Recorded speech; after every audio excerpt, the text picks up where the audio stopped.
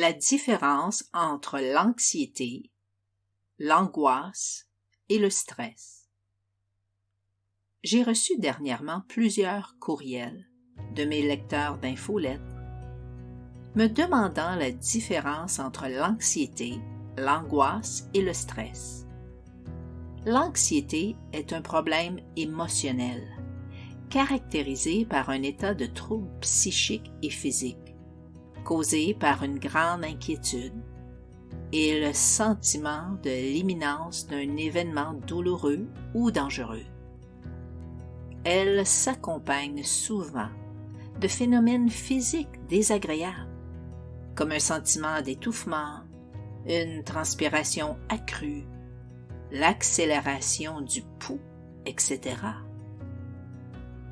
L'angoisse, quant à lui, est un malaise psychique et physique, né du sentiment de l'imminence d'un danger, caractérisé par une inquiétude profonde et une crainte diffuse pouvant mener à la panique. Les symptômes physiques ressentis par la personne angoissée sont amplifiés par rapport à ce qui caractérise l'anxiété. Le mot stress, quant à lui, a été créé par le docteur Hans Selye, qui est un célèbre physiologiste canadien. Hans Selye le définit comme le syndrome général d'adaptation, c'est-à-dire la réponse physiologique de l'organisme à toute exigence ou pression extérieure. Le stress est utile, puisqu'il permet alors de s'adapter à son environnement. Si l'on examine maintenant ces trois définitions, on peut dire qu'une personne stressée n'est pas nécessairement anxieuse ou angoissée, mais celle qui est anxieuse et angoissée a bien des chances d'être très stressée. Il existe tout de même un bon stress, celui qui permet de donner le meilleur de soi-même. C'est aussi celui qui, dans certaines situations, donne un signal d'alarme à notre organisme, qui met alors tout en œuvre, tout un processus d'adaptation qui sert à sa propre protection.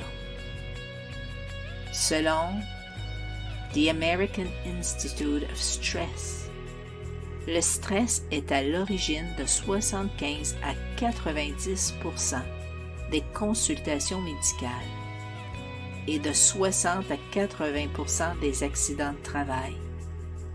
En plus, il y a toutes les conséquences que le stress peut avoir sur notre quotidien, telles que la fatigue, l'insomnie, les maux d'estomac, les problèmes de peau, la douleur au dos, les déficiences du système immunitaire, etc. Il en est de même pour la santé psychologique, dévalorisation, perte d'estime de soi, panique, angoisse, dépression, et bien d'autres encore. Et vous? Votre niveau de stress, il est comment? Aimeriez-vous dire « bye bye stress » ? Avez-vous l'impression que le stress vous ralentit et vous empoisonne la vie? Avez-vous déjà souhaité être plus calme et en contrôle dans n'importe quelle situation?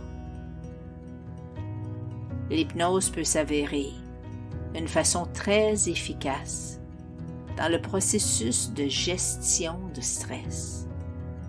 Le saviez-vous?